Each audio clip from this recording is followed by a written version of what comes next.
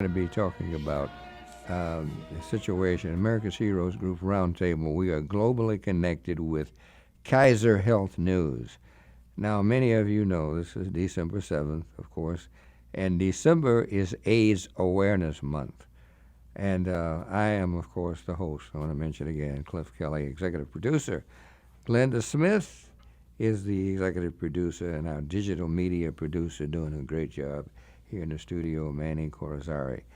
And this is what I'm talking about, our topic. And we have a call-in guest on our line, Cara Anthony, who is Kaiser Health News Midwest correspondent. And she has done so much to KHN after serving as a multimedia reporter at the Belleville News Democrat. A native of East St. Louis, Illinois, she previously worked at the Indianapolis Star, the Frederick, Maryland News Post, and Daily Press, Newsport News, Virginia. Cara co-moderated USA Today network events during the 2016 election in her six-part Belleville News Democrat series titled Then I Knew About Racism in America, was nominated in 2018 for an Emmy. She is a graduate of Tennessee State University. Ms. Anthony, thank you so much for joining us. We appreciate it. Yeah, thanks for having me, Cliff. Glad to be here. It's a pleasure to have you. Try to get, okay. Hopefully, we have a problem here with the sound. We'll get it. And in our studio, we are so pleased to have many of you, of course, know him because he's one of our regular panelists when we have panel. He is Colonel Dr. Damon Arnold. And Doc, how are you? Doing great, Cliff. Really pleased, always honored to be in your presence. And I know you have done so much for all of us. I was recently at your semi-retirement party. There you go. Yeah, right. Because I know you're going to be working. You have so much more to offer us. Yeah. But just really proud of you as a veteran, veteran to veteran. I just honor you for what you do. And I appreciate that. Yes. I want you to tell a little bit about you. So. Okay. Yeah. Right. Yeah. So yeah, I worked at Blue Cross Blue Shield, former director for the Illinois Department of Public Health, and held that post for 4 years under two governors. And did a lot of things in the community base, supporting community-based organizations, still working on initiatives in that realm as we move forward with Blue Cross Blue Shield. I'm not representing them on the station, but they are my employer currently. But which fits into this this situation. Yes. Yeah, exactly. So that's great.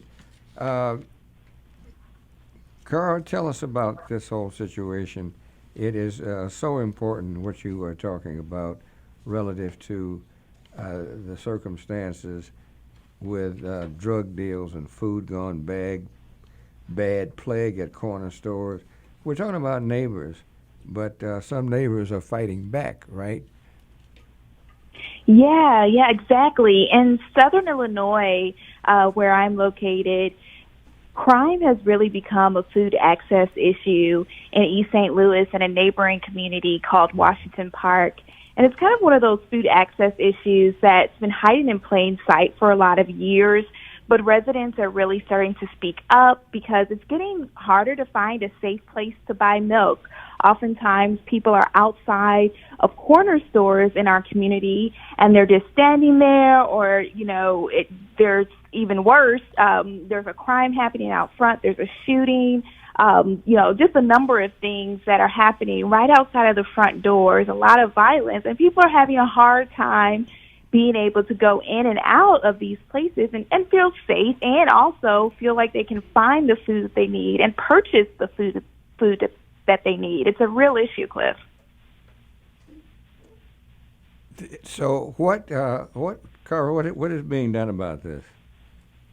Well, residents are coming together, and they're working with food access advocates in East St. Louis, and they're really coming up with policy changes that they're presenting to their councilman and their mayor in East St. Louis They're asking for code changes. They want to put a cap on the number of liquor stores and corner stores that are in the area, because East St. Louis is a town of about 89 blocks, but we have 40 corner stores just about in the area. It's heavily saturated, and most of those corner stores are SNAP retailers, which means you can go and use your food stamps there. But it's a perplexing issue because it's hard to really access that food and find the food that people need.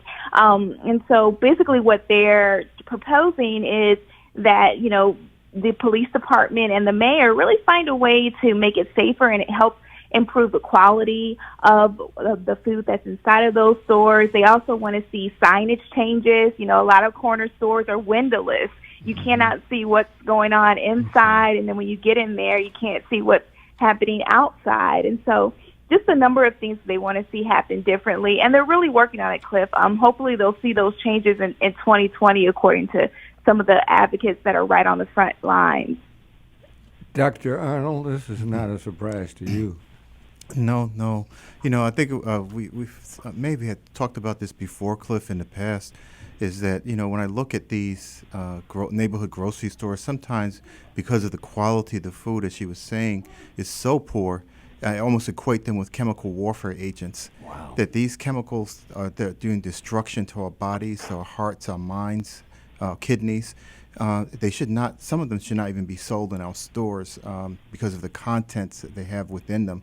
Especially in poor communities, the poor quality foods are put on the shelves. Many times the foods are put on there with expiration dates are very, very imminent. They're very close, or they have actually passed the expiration date. Things like flaming hots and those things, things that chemicals that should never be put into our body, are being sold in our food stores as quote-unquote nutrition, where they have zero nutritional value. So we really need to have a big push into the communities. I know there's a big push for now for the programs for food stamps and those things that, start offering things, and even in Walgreens over-the-counter, extending that over-the-counter allotment to fresh fruits and vegetables. Yeah. So we need to be really thinking about this in a different way. You said in Walgreens. Yes. Yeah, yes. I've seen that. You're right. Yes. Talking about fresh fruits and vegetables. Yeah. Is there anything like that, Cara? Hopefully. Yeah. Yeah. Mm-hmm. Yeah, where I am in East St. Louis, there are definitely, I mentioned the food access advocates on the ground here. Right. They definitely try to go into the stores and, really provide an education about refrigeration and, really supply and demand and helping people, make connections with folks that have food that they can put on the shelves. But it's a real challenge, Cliff. I mean, really getting people to understand and get into the flow of also wanting to consistently purchase those things. Oftentimes a corner store owner might say, well, I don't offer that because people don't buy it. Well, that's not necessarily true, but certainly I guess if more people were to be purchasing those items, there might be more of an incentive there. But the other panelists are saying, it is an issue because oftentimes those foods that you find in the stores are junk food, candy, soda. But the access advocates in East St. Louis are saying, hey, wait a minute. People really do want something fresh to buy, and they want to be able to feed their families, and they want to be able to get in safely and go home and serve up a good meal. Mm-hmm. Let me say this, too. Cara, this is the extreme, and we just appreciate you doing what you're doing. But there's also a drug problem, too, right? Yeah, in East St. Louis, I spoke with the police department, and they were very forthright with me in saying that in the past, at least, they know that some corner store owners have worked in cahoots with drug dealers, whether that means that they've offered protection or they've offered money to be able to stand outside of the stores and to rule in front of the stores, which, again, it becomes an access barrier for residents who want to get in and out and purchase food for their family. It becomes a real, I know you have a big commitment to seniors. It becomes an issue for seniors in the community when they're trying to go in and out, especially if there's a bond that you don't know about that that's happening, and you're just, a lot of people are confused about it. But in East St. Louis, it has kind of become the town's worst kept secret. I wrote that in my article that was published in USA Today. A lot of people know that this is happening, but few people know what a solution could look like. And let me ask you, and I read your article, which was excellent. The thing that gets me now is, of course, the first, a few weeks from now, Cara, we're going to have the law passed relative to legal marijuana. What have you? I'm sure you, doctor. Yes, because when I was at the IDPH, I was actually opposed to it passing initially, and the reason why wasn't so much for the issue surrounding its potential usage or its medicinal value. It was really around the laws that we have not come to grips with the legal system yet. And I did not want to see this thing being passed and then it being disparately impacting our communities, because then it becomes a question of, well, Johnny is okay if he smokes marijuana at work, we'll just slap him on the wrist, but a brother from the community or a sister from the community, you're fired. And plus the doctors who are actually distributing and giving this out, there's a discrepancy between state law and federal law still. Yeah, I know. So they have to be Feds very is still careful. illegal, right? It's still illegal. Yeah. And actually, I was joking with one of my friends who's an attorney.